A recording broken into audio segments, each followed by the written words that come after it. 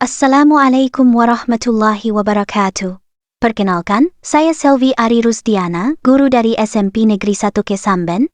Kali ini saya akan melakukan real teaching berpikir komputasional, materi algoritma dasar. Selamat menyaksikan. Assalamualaikum warahmatullahi wabarakatuh. Anak-anak apa kabar hari ini? Baik. Sehat? Alhamdulillah. Sudah sarapan? Sudah. Ada yang belum? Kenapa? Yang belum tadi siapa? Kenapa? Itu derewatan. Oh, derek matang. Masa? Gak apa-apa, nanti istirahat jajan ya. Ya. Oke, anak-anak, sebelum kita mulai pelajaran hari ini, kita berdoa dulu seperti biasa ya. Yang khusyuk, yang fokus, semoga semua apapun ilmu yang kalian dapat hari ini manfaat dan barokah. Amin. Berdoa mulai. Bismillahirrahmanirrahim. Rabbis sholli sadri wa yassirli amri wahlul 'uqdatam min lisani yafqahu qawli. Allahumma nawwir qalbi binuri hidayatika kama nawwartal arda binuri syamsika birahmatika ya arhamar rahimin. Amin. Ustaz, ada yang nggak masuk hari ini? Ada. Siapa yang nggak masuk, Rek? Yang nggak masuk siapa? Kiki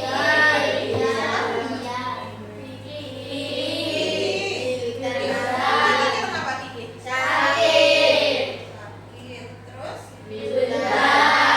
Hujan kenapa? Sakit ya? Satunya lagi? Ian? Ian sakit juga? Iannya sakit. Kita doakan semoga cepat sembuh biar bisa bareng-bareng belajar sama kita lagi ya anak-anak. Amin. Ya, sambil nyalakan ya. Biar dinyalakan atau gimana? Oke.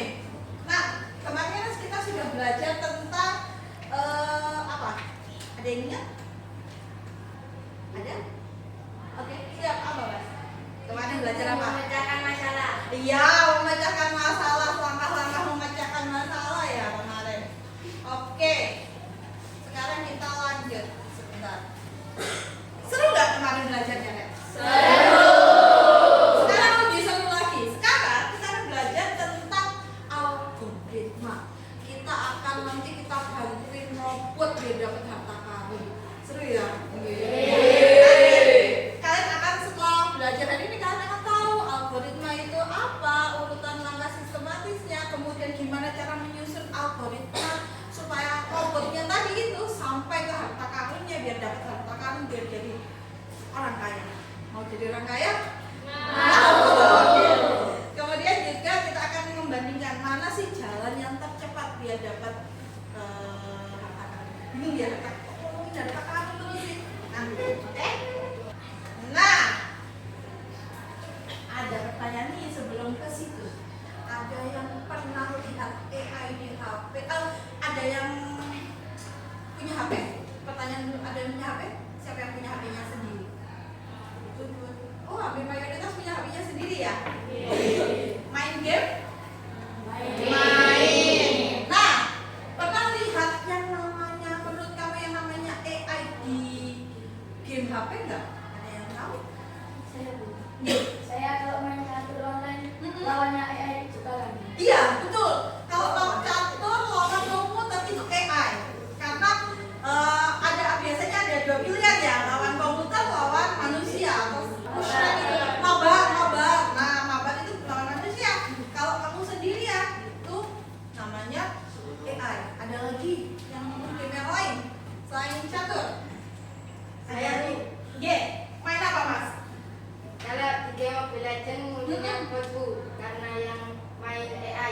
Iya. Bot di game apa? Mobile Legend ada botnya juga, ada musuh ya itu ya. Nggih, musuhnya bot itu juga AI. Pengenalan computational thinking. Oleh manusia. Hai teman kece, coba tebak apa artinya computational thinking atau berpikir komputasional? Adakah yang bermata jeli dan melihat kata komputasional di sini? Jadi mungkin ada hubungannya dengan komputer ya? Iya, betul sekali. Jempol buat kamu yang sudah menebak dengan benar. Berpikir komputasional adalah proses berpikir untuk menyelesaikan masalah dengan efektif dan efisien. Dalam ilmu komputer, proses berpikir ini dilakukan sebelum mulai menulis coding atau pemrograman. Jika sudah direncanakan dengan baik, maka coding yang ditulis akan sesuai dengan kebutuhan dan dapat diselesaikan dengan cepat dan tepat. Tapi ternyata berpikir komputasional juga bisa dilakukan tanpa komputer dan tanpa internet loh. Malah sebenarnya kita pun sudah menerapkannya dalam kehidupan sehari-hari. Mulai dari menggosok gigi, mencatat ringkasan pelajaran, hingga menyiapkan tas untuk sekolah besok. Wah, kalau kita sudah bisa menerapkannya setiap hari, berarti kita semua sudah mahir dong. Eits, belum tentu. Contoh-contoh tadi kan menerapkan berpikir komputasional pada masalah yang sederhana. Masih banyak nih masalah yang lebih kompleks, seperti misalnya mengatur keuangan bulanan, apa yang harus dilakukan kalau kamu tersesat di tempat baru, hingga memilih jurusan dan karir. Lalu yang lebih penting lagi, ketika kamu dewasa nanti, kamu akan menghadapi era industri 4 dan bahkan 5. Di sini kamu perlu kecakapan untuk memanfaatkan dunia digital, mulai dari mencari dan memilah informasi yang kamu perlukan, hingga menggunakan informasi itu untuk membuat keputusan penting dalam hidupmu.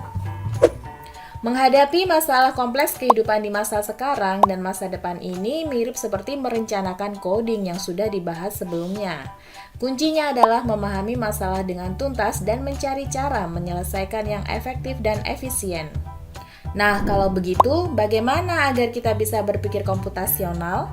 Sekarang kita bahas ya, 4 landasan dari berpikir komputasional. Yang pertama, dekomposisi. Dekomposisi artinya membagi masalah kompleks ke bagian yang lebih kecil agar mudah diselesaikan. Misalnya, kamu ditunjuk jadi ketua panitia lomba 17-an. Maka, untuk memudahkan pelaksanaan, kamu bisa menunjuk panitia bagian acara, konsumsi, publikasi, keamanan, dan lainnya. Yang kedua, pengenalan pola. Artinya mencari kesamaan dan pola di antara bagian-bagian masalah kompleks yang sudah dipecah. Misalnya, kamu hendak melipat dan menyimpan jemuran di rumah, maka kamu perlu bisa mengenali jemuran milik ayah, ibu, kamu, adik, dan milik bersama seperti spray, handuk, dan lainnya. Ini karena jemuran-jemuran itu perlu disimpan di tempat yang berbeda. Yang ketiga, abstraksi. Artinya fokus pada informasi yang penting saja, mengabaikan detil yang tidak diperlukan. Misalnya kamu hendak menceritakan pengalamanmu berwisata keluar kota. Tentunya kamu mengalami banyak hal dari mulai berangkat di bus, berfoto bersama, makan di restoran, menginap di hotel, hingga perjalanan pulang. Tapi nggak mungkin kan kamu ceritakan semua kejadian dengan detail pada teman-temanmu. Pasti mereka bosan kalau kelamaan. Jadi, kamu harus menyaring beberapa kejadian yang menarik saja untuk diceritakan pada teman. Yang terakhir, algoritma. Artinya membuat langkah-langkah penyelesaian atau membuat aturan yang diikuti untuk menyelesaikan masalah. Misalnya, kamu diberi daftar belanja di supermarket oleh ibu.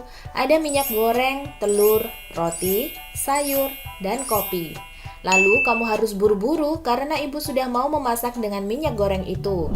Nah, kalau seperti ini, satu cara yang efisien misalnya mulai dengan mengambil barang yang paling dekat dari pintu masuk hingga terakhir yang paling dekat dengan kasir. Nah, itu dia 4 landasan berpikir komputasional yang perlu diterapkan untuk memecahkan masalah yang kompleks. Lalu berikutnya, apakah ada cara untuk mengasah kemampuan berpikir komputasional? Tentu ada. Selain bisa coba kamu terapkan ke masalah sehari-harimu, kamu bisa juga latihan soal untuk mengasahnya. Misalnya, gurumu akan memberikan soal-soal computational thinking di mata pelajaran matematika, bahasa Indonesia, dan IPAS dalam kurikulum mereka. Selain itu, kamu bisa ikut tantangan Bebras Indonesia juga. Yuk coba simak satu contoh soal computational thinking. Dalam bis studi wisata, ada 3 kelompok anak yang akan diantarkan ke 3 tujuan berbeda. Bis berhenti pertama di restoran, lalu hotel, dan terakhir di museum. Hanya ada satu tempat penyimpanan koper di samping bis, yang hanya bisa dibuka dari satu pintu. Sopir bis ingin mengatur koper-koper penumpang hingga mudah dikeluarkan. Bantu supir bis menentukan urutan memasukkan koper-koper itu ke dalam tempat penyimpanan. Pertanyaan, koper kelompok anak yang mana yang dimasukkan terakhir? A. Anak yang ingin pergi ke museum. B. Anak yang ingin pergi ke restoran. C. Anak yang ingin pergi ke hotel. Atau D. Yang manapun boleh. Soal ini diadaptasi dari challenge.bebras.org. Kalau kamu tahu, coba ya dijawab di kolom komentar.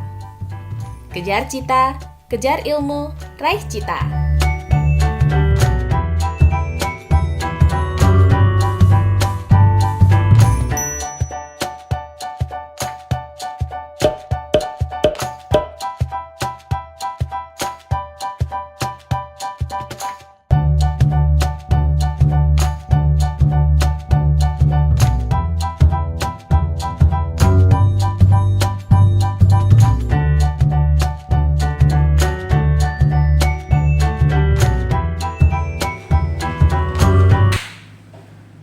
Tadi sudah lihat videonya, ada yang mau kasih pendapat yang kalian dapat tadi. Berpikir komputasional deh, apa itu berpikir komputasional? Apa? Kayak baca masalah dari bagian kecil dibentuk pikiran lama urutan terus menjadi lebih teratur. Iya, masalah dipecah bagian kecil-kecil diselesaikan one by one step, terus kemudian bikin urutan penyelesaiannya kayak yang tadi mau ke supermarket tadi ya, yang paling dekat dari pintu keluar, kemudian yang paling dekat dengan pintu masuk, kemudian yang terakhir barang yang dibutuhkan yang diambil yang paling dekat dengan kasir. Betul. Terus sekarang mantap. Apa nih contohnya tadi yang ada di video? G. Kayak masak, Oh. tunjuk langkah-langkah, atau kayak bikin kode sederhana. Oh iya, bikin kode sederhana, bikin masak itu. Terus waktu itu ada tadi apa? Udah tadi tentang apa nih? Sikat gigi itu kan juga ada langkah-langkahnya. Nggak mungkin tiba-tiba kalian bangun kecil langsung sikat gigi. Mungkin nggak? Enggak kan, bangun tidur, jalan dulu ke kamar mandi, ambil sikatnya, terus apa lagi? Kasih odolnya, baru disikat. Udah, habis disikat udah keluar. Boten ngapain? Ngomong dulu.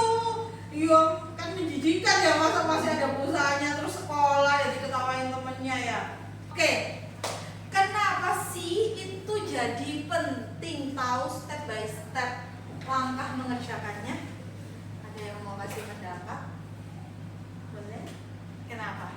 Biar lebih jelas langkah-langkahnya, nggak salah sama lebih cepat selesai. Nah, itu poin utamanya, biar lebih cepat selesai. Kalau kamu sudah tahu langkah step penyelesaiannya, udah nggak bulat lagi ke urutan-urutan yang lain, ya kan? Oke, ada nggak sih contoh di rumah kegiatan-kegiatan untuk menyelesaikan masalah yang step by step? Ada?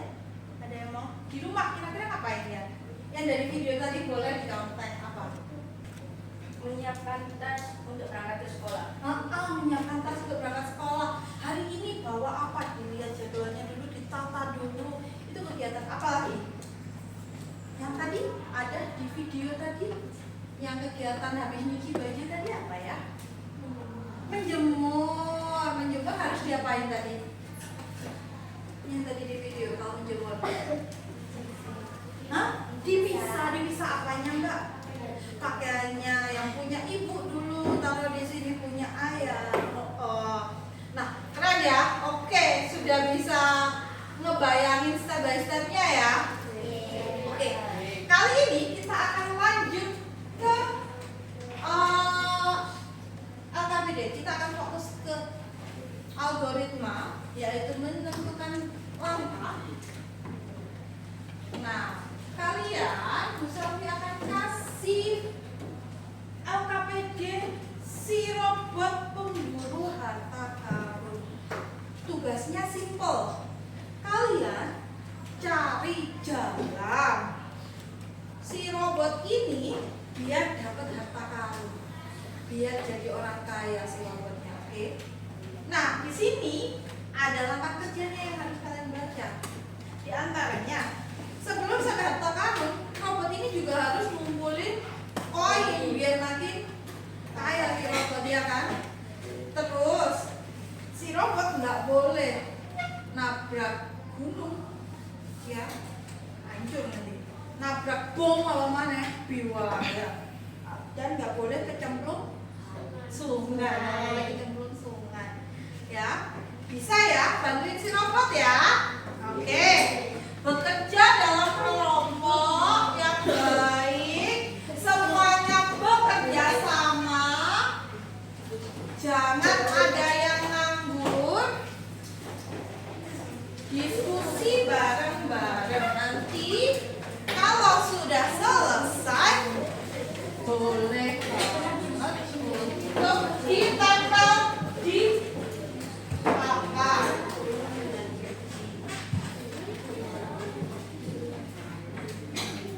Oke, selamat bekerja.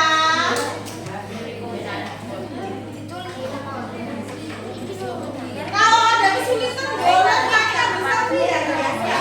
Oke. Boleh.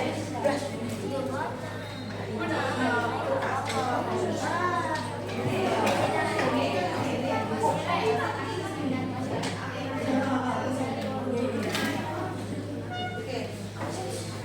Ayo, ditulis cepat. Boleh pensil buat cepat yang bulan.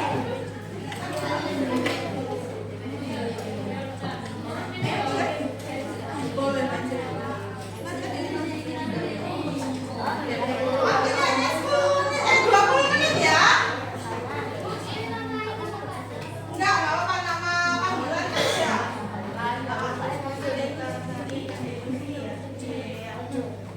Oke.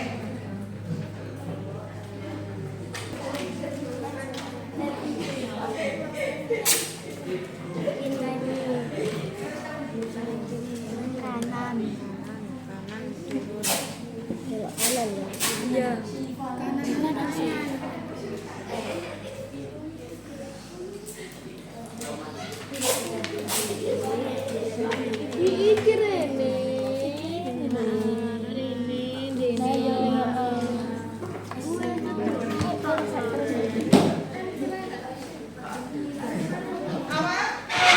Oh, boleh.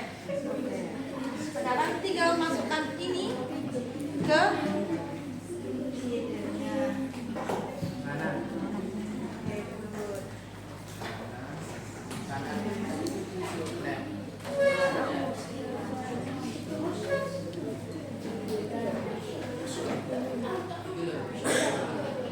tinggal masukkan ke tabel algoritmanya ya. Oh ya, nanti setelah itu presentasinya kita praktik ya. Ada satu yang harus pura-pura jadi robotnya.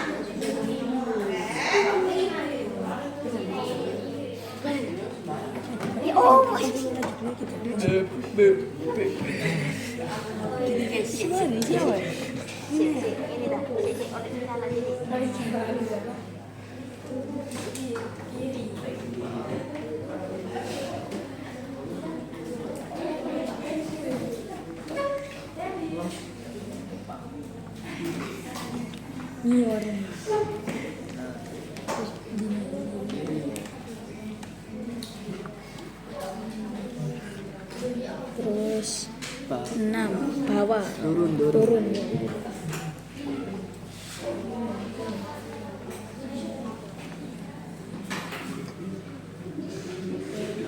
Lanjut turun.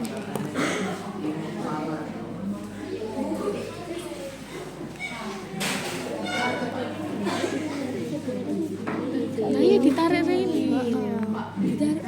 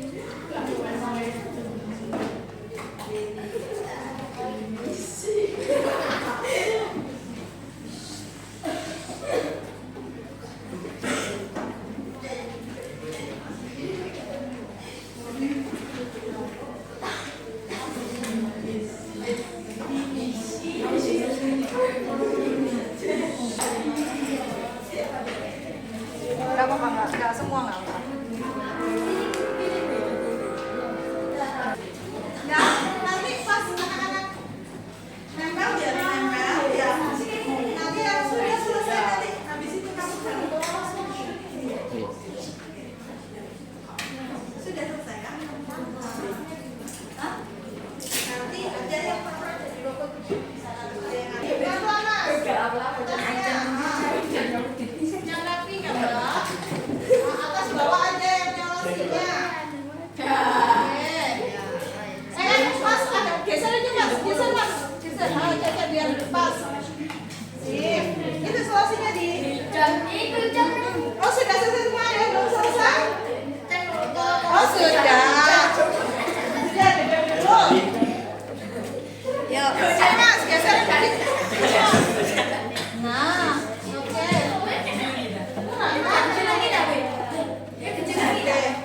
Sudah, ini dibantu.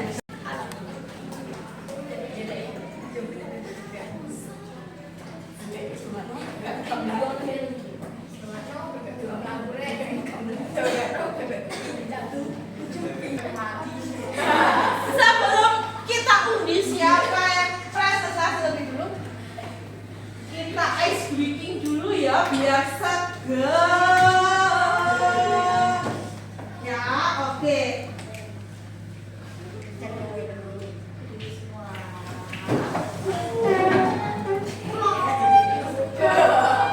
Lebih bilang semangat, semangat. 1, 2, 3. Semangat. Sakit. Semangat. Sakit. Sikat. Oke.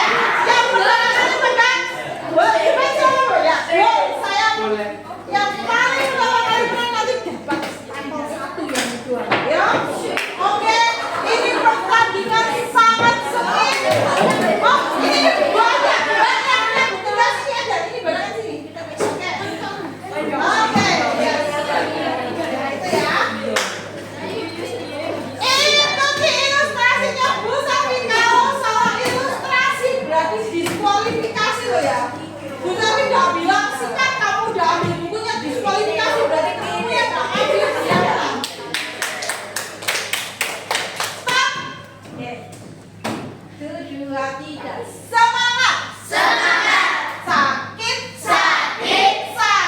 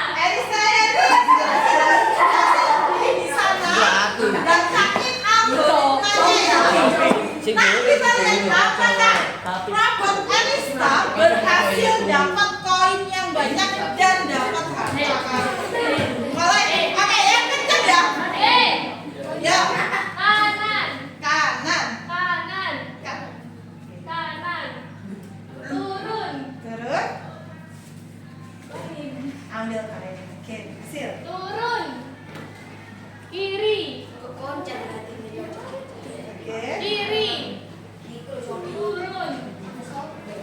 Koin. Turun.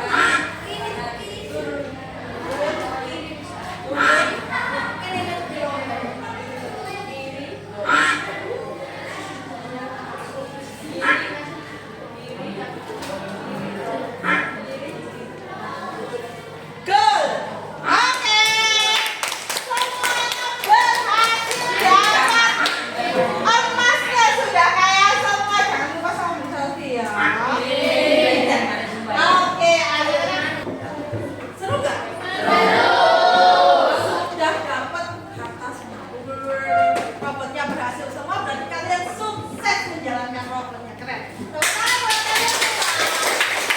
Yuk. Yang jadi pertanyaan besar sekarang. Gimana kalian tadi cara menyusun perintah logis agar robotnya itu bisa menjalankan tugasnya dengan benar, jalannya bisa pas. Berarti perintahnya harus gimana? Gimana tadi kalian? Harus apa? Biar robotnya nggak nge-lag di tengah tadi loh. Ya. Harus jelas, harus urut, stepnya jelas. Lalu kanan agak jadi kiri aja, jadi kanan aja. Robotnya bingung. Ya. Jadinya nge-lag nggak jelas. Oke. Yuk, lanjut kita refleksi. Sekarang silakan tulis di buku, bukan dibuka bukunya. Ya. Refleksi. Apa kesulitan kalian tadi? Satu kelompok berdiskusi, refleksinya sambil berdiskusi. Apa kesulitan kalian tadi saat menyusun algoritma? Terus, bagaimana cara memilih jalur yang terbaik? Ini boleh pertanyaan ini kan, boleh refleksi yang tadi yang lain boleh. Kesulitannya tadi apa? Hal yang mudah apa boleh?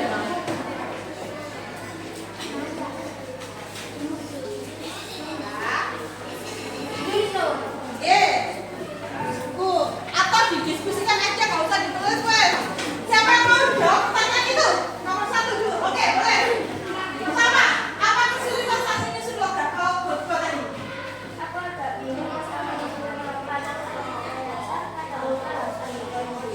Oke, jadi gimana? Kadang bingung? Nyusun langkah-langkahnya, terus kadang lupa ambil poinnya. Oke, itu kesulitannya ya. Oke, kemudian cara memilih jalur terbaiknya gimana? aku kebagian jalur yang tadi cepat dan juga banyak ambil poin baru pulang. Oke, ambil poin baru cari jalur yang paling cepat. Itu kenapa hampir mirip semua ya jalur yang digunakan. Ambil poin terus kemudian belok. Ada lagi yang mau kasih pendapatnya, boleh? Iya, kesulitannya. Oke, jadi salahnya tadi biasanya sudah digambar kayak gini, terus lupa kan ditulis di sini ya. Mana kecil ambil poin, ini kan harusnya turun dulu ya kan? Iya, baru kita kiri. Biasanya lupa ditulis. Oke, kalau cara memilih jalur terbaiknya gimana?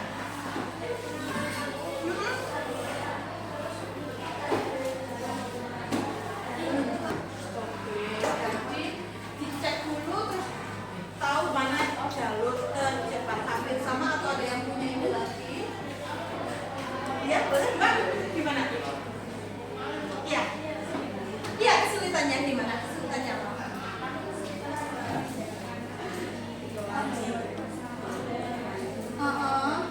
Oke, kayaknya sama-sama Bu Selvi ini. Ada beberapa kesulitan. Bu Selvi itu tipikal yang kesulitan kanan kiri itu kadang lupa nulisnya, bingung kayak gitu. Nah, itu juga kesulitannya di situ ya nulisnya. Oke. Kalau terus cara memilih jalur terbaik apa?